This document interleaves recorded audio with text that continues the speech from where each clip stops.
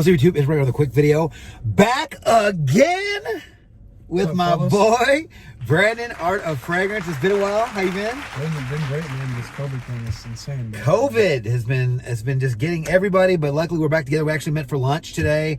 They're opening Texas up a little bit more, being a little more lenient on how many people they'll let inside. Yep. We were the only ones inside here at this Wendy's, but that's fine because it made us feel a little bit better. But today we're going to talk about a fragrance that I was waiting to share this fragrance with you because you're my niche guy. You're the plug when it comes to the niche stuff. If you guys ever have any questions about niche stuff, you go to Brandon. But I did buy this fragrance. It was for a pretty good price compared to what you're paying retail. We'll get to that in a minute. And I just always wanted to try this one, and I found a bottle for a decent, affordable price. Decided to pull the trigger on it.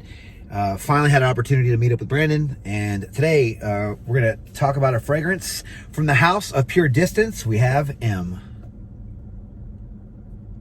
So M from the house of PureDistance is a unisex, spicy, leathery fragrance released in 2010. The nose behind this fragrance is Rouge Dove and is an extrait de parfum concentration. All right, guys, we're going to check out the presentation.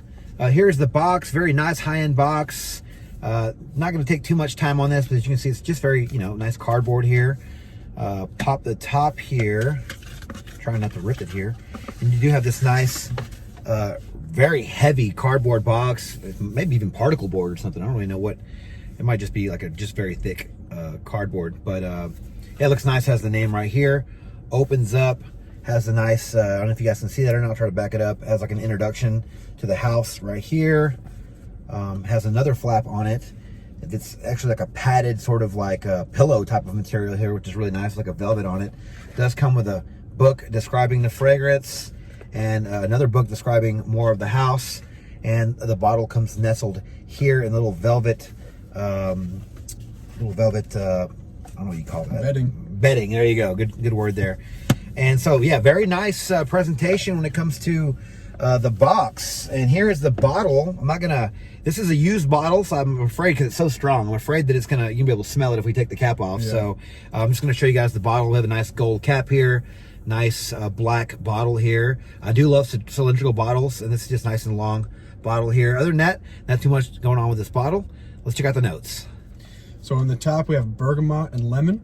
In the mid we have jasmine and rose. And in the base we have labdanum, leather, moss, musk, patchouli, vanilla, vetiver, and cinnamon. Oof, sounds very heavy. Sounds like a Rouge fragrance. Yeah. A lot of notes. Have you heard anything about this one? I heard that this was a leather scent. Mm-hmm. That's all I've heard. I've never smelled it. I've never even had the chance to see the bottle or anything. So. Yeah. So guys, this is a very expensive perfume.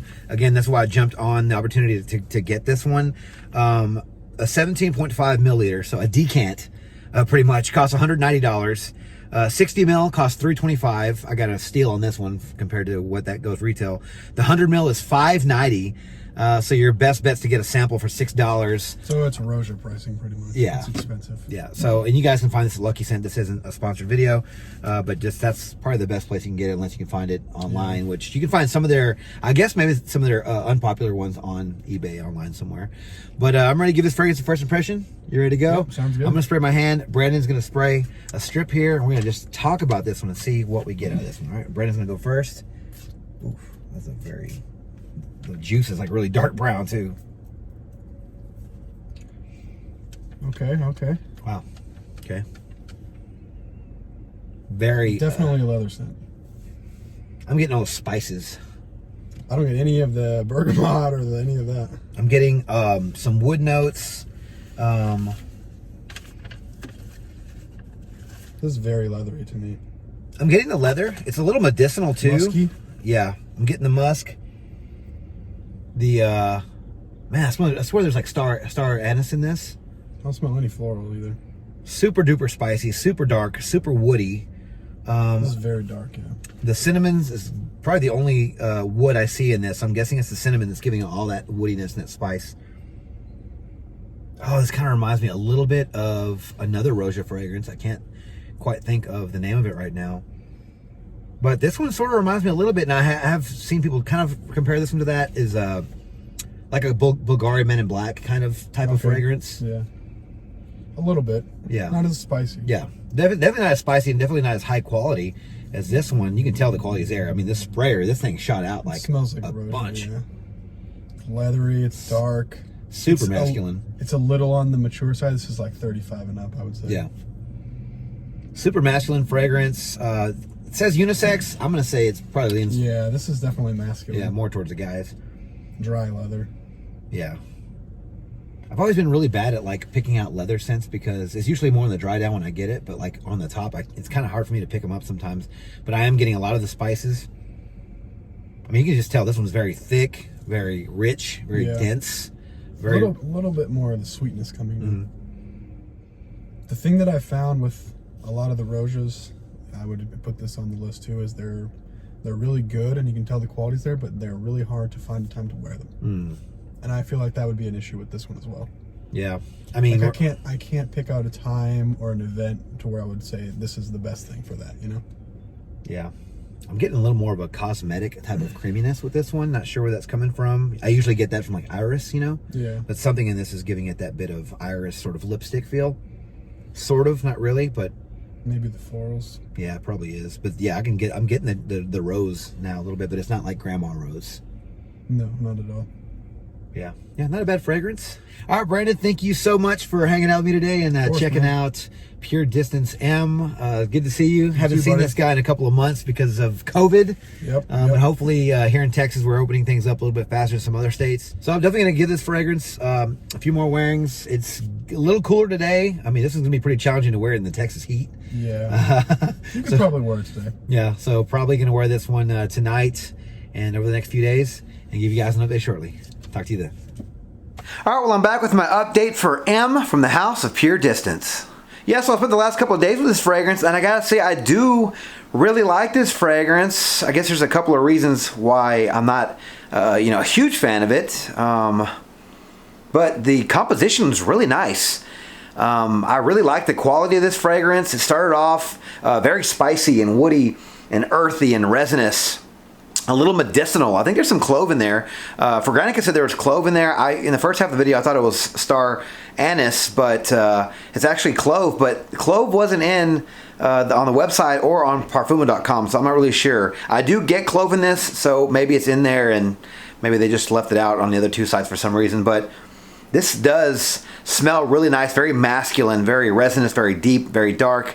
I did like this fragrance. Now, I guess the downside of this fragrance, one is that it did remind me of a couple of other ones. I believe it was the Fetish from Roja Dove and Bulgari Men in Black. This is just definitely higher quality.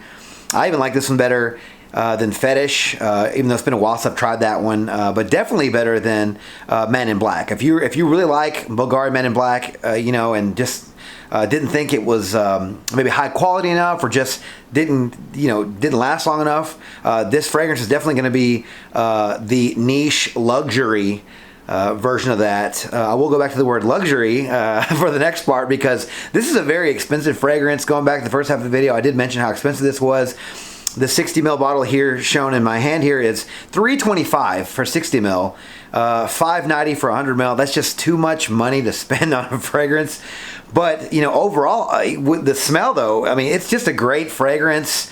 Like I said, it has that nice opening, but the dry down, I think, was probably my favorite part. It did change quite a bit throughout the life of the fragrance. The dry down was very nice though.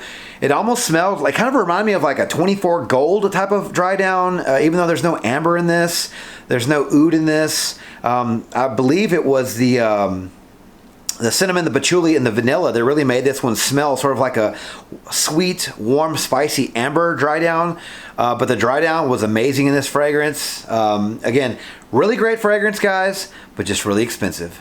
Longevity for this fragrance, well, this is 25% perfume oil, which is an extrait de parfum, so this thing lasted forever. I'm going to go ahead and just say 10 plus hours. Could easily hit 12 hours, but I'm going to say 10 plus hours just to be safe.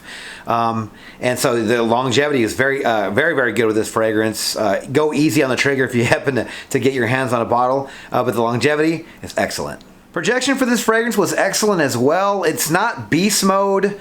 I mean, who knows? Maybe it is. I did wear this to work, and I was getting it all day. I was getting wafts from it all day, but I didn't get any complaints, and I've gotten complaints at work in the past for having fragrances that are too strong. And I live right down the street from work, so it only takes me 10 minutes to get there. So it was probably still doing its thing with the opening by the time I got to work. And I didn't get any complaints saying it was too loud, too strong, because the people that I work with are very outspoken. They would have told me if they didn't approve of it. But it's not, like I said, it's not beast mode by any means, but the projection was really, really nice. I think it was projecting really well, a good foot and a half of the, like 4 hours, 3 or 4 hours. It was steadily just pumping out.